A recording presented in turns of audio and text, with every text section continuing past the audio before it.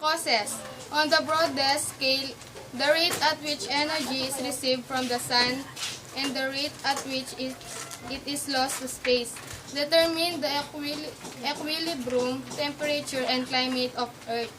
This energy is distributed around the globe by winds, ocean currents, and other mechanisms to affect the climate of different regions. Temperature measurements and proxies.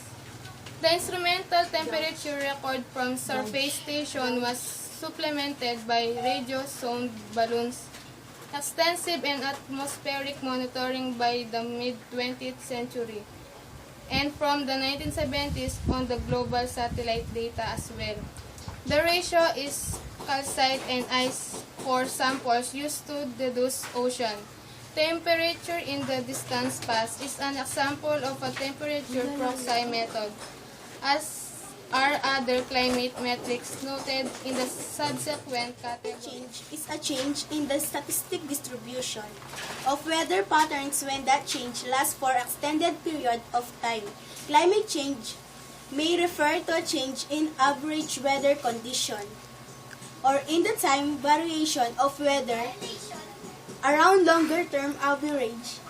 Climate change is caused by factors such as abiotic process, variation in solar radiation received by Earth, plate tectonics received by Earth, plate tectonics, and volcanic eruption. Certain human activities have also been identified as significant causes of present climate change, often referred to global warming. Global warming and climate change are terms for the observed century scale rise in average temperature of the Earth's climate system and its related historical and archaeological evidence.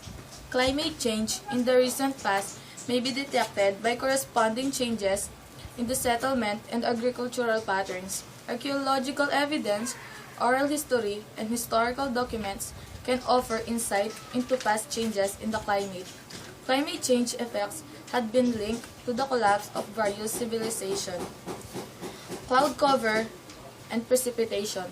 Past precipitation can be estimated in the modern era with a global network of precipitation gauges, surface coverage over oceans and remote areas in relative sparse, but reducing reliance on interpolation. Satellite clouds and precipitation data had been available since 1970s. Quantification of climatological variation of precipitation in prior centuries and epochs is less complete but approximated using proxies such as marine sediments, ice cores, cave stalagmites, and tree rings.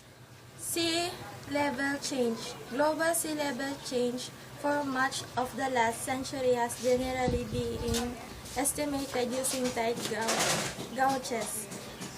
Measurements collected over long periods of time to give a long-term average. More recently, altimeter measurements in combination with accurately determined satellite orbits have provided an improved measurements of global sea level change. To measure sea levels prior to instrumental measurements, scientists have dated coral reefs that grow near the surface of the ocean, coastal sediments, marine terraces, oids in limestones, and nearshore archaeological remains. The predominant dating methods using are uranium series and radiocarbon with cosmogenic radionuclides being sometimes used to date terraces that have experienced relative sea level fall. In the early Pliocene, global temperature were 1 to 2 degrees Celsius warmer than the present temperature, yet sea level was 15 to 25 meters higher than today.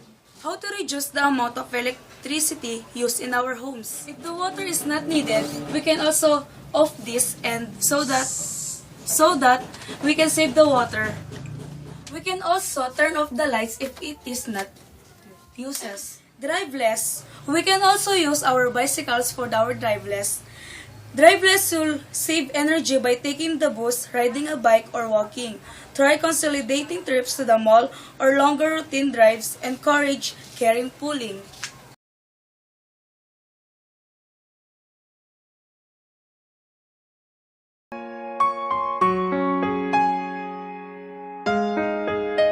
Oh yeah, oh yeah, yeah, ooh, yeah.